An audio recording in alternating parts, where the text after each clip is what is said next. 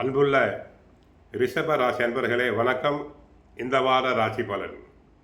ரிஷப ராசியினருக்கு 3இல் குரு வக்கிரம், 4இல் கேது, 6ஆம் இடத்தில் ராசிநாதன் சுக்கிரன், 7ஆம் இடத்தில் சூரியன் செவ்வாய் புதன் வக்கிரம், 10இல் ராகு, 11இல் சனி வக்கிரம்.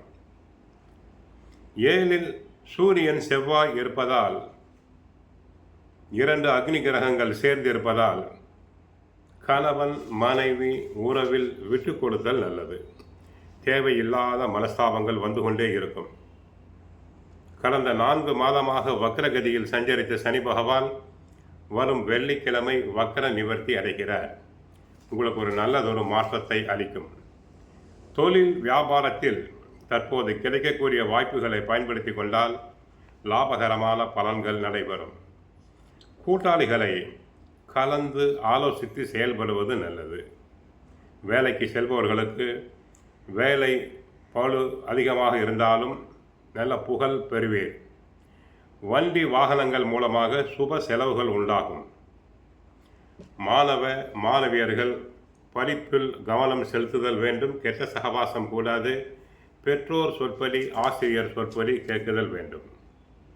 வார இறுதியில் சுக்கிரன் 7ஆம் இடத்தில் சூரியனோடு இணைந்து உங்கள் ராசியை பார்க்கின்ற நேரம் ஒரு பொன்னான நேரமாக அமையும்.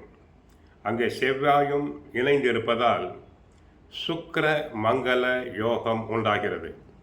புதிய ஆடை அணிகலன்கள், அலங்கார பொருட்கள் உண்டாகும்.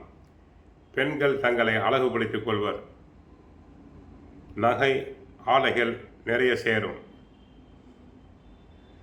எச்சரிக்கையோடு இல்லாவிட்டால் பொருளாதாரத்தில் சில சமயம் சிரமங்கள் ஏற்படலாம். அதிக செலவுகள் செய்வதால் எல்லா காரியங்களிலும் சிறு தரங்களுக்கு பின் முயற்சி வெற்றியாகும். குருவின் பார்வை விருச்சிக ராசி தங்களுக்கு 7ஆம் ராசியில் விழுவதால் நண்பர்களின் உதவி, குடும்பத்தில் மனைவி அல்லது கணவரின் அனுசரிப்பு, உதவி, ஒத்துழைப்பு கிடைக்கும். குழந்தைகளுக்காக தாங்கள் செலவு செய்ய வேண்டியிருக்கும். உறவினர்களிடம் சற்று எச்சரிக்கையோடு இருங்கள். மற்றவர்களின் வேலைகளில் தலையிட வேண்டாம். தேவையில்லாத அலைச்சல்கள் அதிகம் ஏற்படும் வாய்ப்புண்டு. 22ஆம் தேதி பிற்பகல் 4:48 முதல் 25 காலை 4:27 வரை சந்திராஷ்டமம்.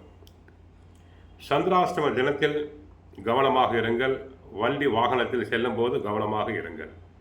மற்றபடி கோவிலுக்கு சென்றால் மகாலட்சுமி தாயாரை வழிபடுங்கள்.